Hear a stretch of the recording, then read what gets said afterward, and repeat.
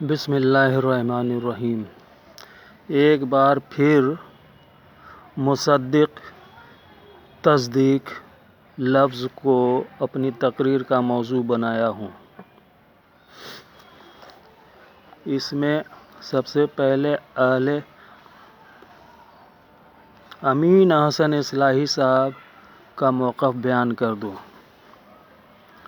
ایک طرف یہ اکیلے پڑ جاتے ہیں اپنا موقف لفظ مصدق بیان کرنے کے سلسلے میں۔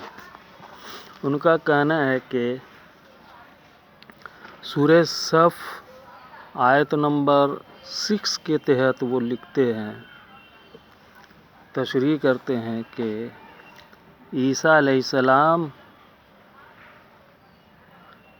مصدق ہیں۔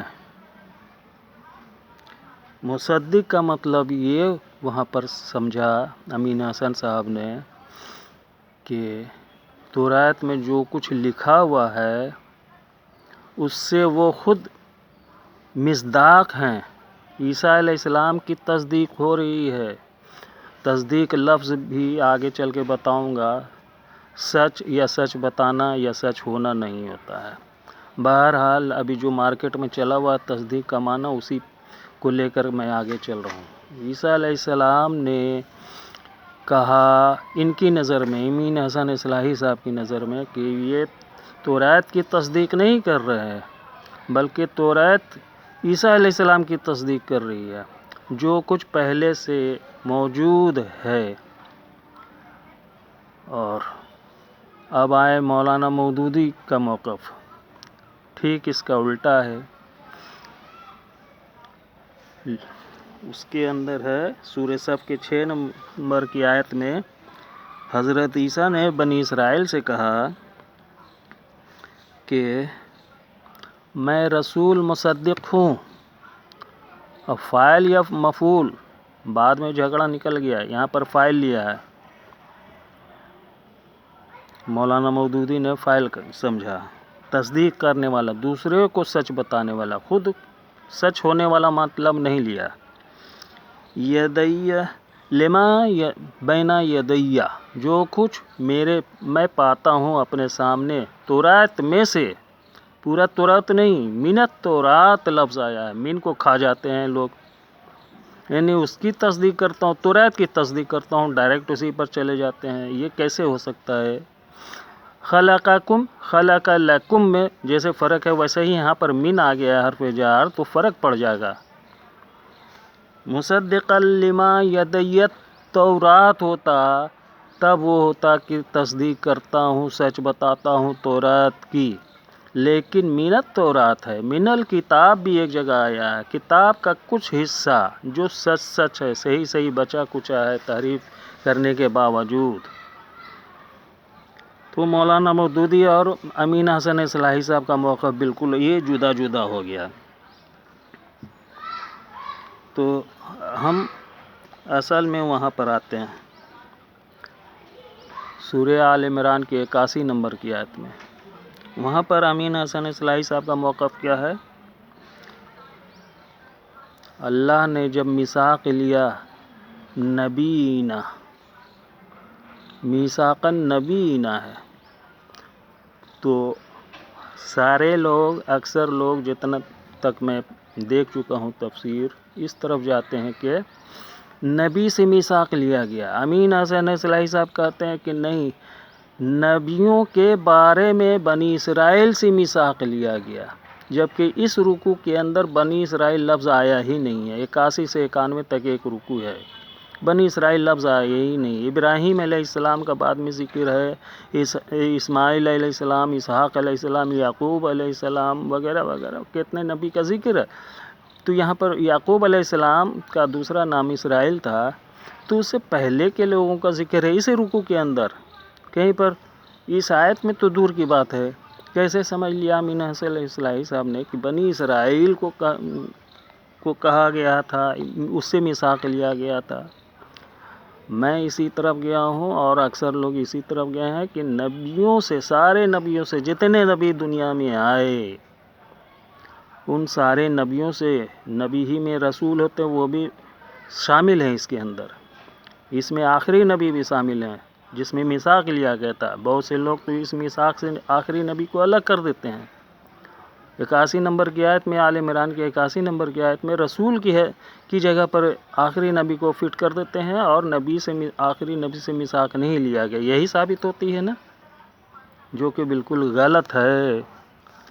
اب میں اپنا موقف پیش کرتا ہوں 10-12 جگہ کے حوالے سے قرآن کے اندر سے. سورہ بقرہ 41 نمبر کی آیت کے اندر جو درج ہے، مصداق کے آس پاس جو مصداق کا مطلب مفہوم بالکل واضح ہو جائے.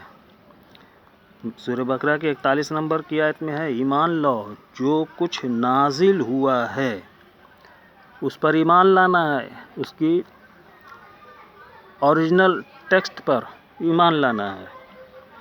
اور یہ جو کچھ نازل ہوا ہے یعنی آخری نبی پر قرآن وحی، یہ مصداق ہے. مصدق ہے. مصدق لفظ مصدق آیا ہے تو یعنی دوسرے کی جانچ پڑتال کرتی ہے جو کچھ پہلے سے موجود ہے. نبی کی بعثت سے، آخری نبی کی بعثت سے پہلے سے، لما معکم لما بین یدی لما بین یدیہم لما بین یدیکم، جو کچھ تمہارے پاس، یعنی تمہارے سے مراد بنی اسرائیل، نصارہ اور یہود، ان کے پاس جو کچھ محرف شدہ شکل میں ہے اس کو سچ بتانے نہیں آیا، اس کی ویریفیکیشن کرنے آئے. آخری نبی، آخری رسول اور یہ قرآن بھی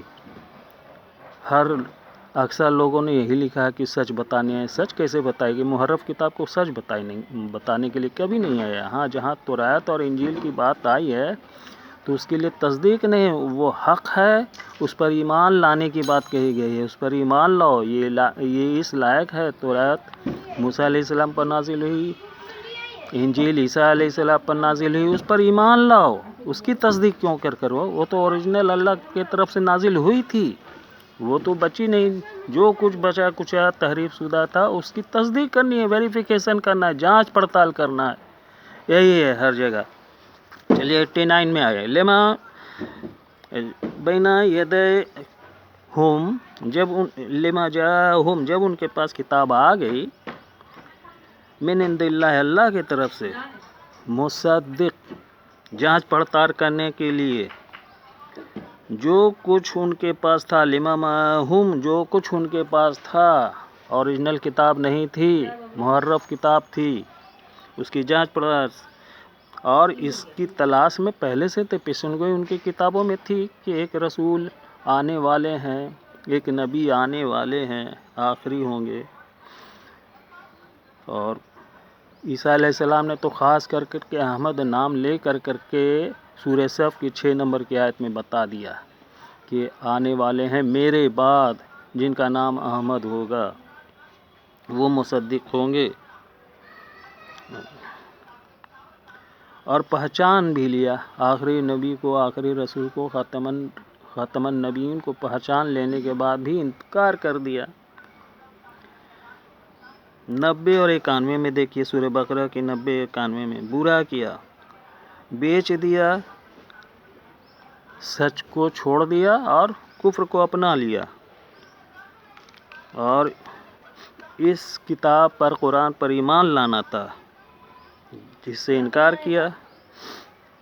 قرآن کو مصدق اس آیت کے اندر کہی گئی. 90 اور 91 دیکھ لے سورہ بقرہ کی، لما معہم، جو کچھ ان کے پاس تھا اس کے لیے قرآن مصدق بن کر کے گیا ہے. جانچ پڑتال، انسپیکشن کرنے کے لیے کیا صحیح ہے کیا غلط ہے، کتنا توراۃ کا حصہ ہے، کتنا یکتبون بأیدیہم ویقولون ھذا من عند اللہ ہے، قرآن میں ہے نا. اس کو کیسے سچ بتائے گا؟ مصدق کا مطلب اگر سچ بتانا ہے تو یہ کیسے ہے، کیسے ہضم ہوتی ہے یہ بات؟ 146 نمبر میں ہے، جب آ گئے ان کے پاس رسول اللہ کی طرف سے، مصدق لما معہم، وہی جانچ پڑتال کرنے کے لیے آئی ہے یہ کتاب. جتنا تحریف کر چکے تھے، اور ہمیشہ جب بھی دین میں بگاڑ آیا اللہ کے دین میں تو بعد میں نبی بھیجتے رہے نا اللہ نے۔ آل عمران کے 3 نمبر کی آیت میں نزل کتاب اور حق، جو کچھ نازل کیا وہ حق ہے، وہ مصدق کا جھنجھٹ سے پاک ہے، الگ ہے، وہ تو حق ہے۔ سچ کے لیے لفظ حق آیا ہے قرآن میں ہر جگہ، اور مصداق یا تصدیق یہ جانچ پڑتال کے معنی میں آتا ہے۔ اتنی سی بات سمجھ میں نہیں آتی، اگر سمجھ میں آتی تو سارے مفسرین ایک مت ہوتے نا، مولانا مودودی اور اکثر مفسرین، اور پھر امین حسین صلاحی میں اختلاف کیوں ہوتا؟ ایک کہہ رہے ہیں کہ ہم سچ، میری پیشن گوئی ہے، ہم سچ ہیں، میری حقانیت پہلے کی کتابوں میں ہے، اور دوسرے طرف دوسرا موقف ہے کہ ہم دوسرے کو حق بتا رہے ہیں، دوسرے کی سچائی بیان کر رہے ہیں، دوسرا پہلے سے آیا ہوا وہ سچ تھا۔ یہ ٹکراؤ کیسے ہو گیا جب ایک ہی معنی ہے تو؟ اصل بات ہے کہ مصدق اور تصدیق اور صدق کا مطلب سچ بتانا ہوتا ہی نہیں ہے۔ آگے پھر جاری رہے گی میری بات۔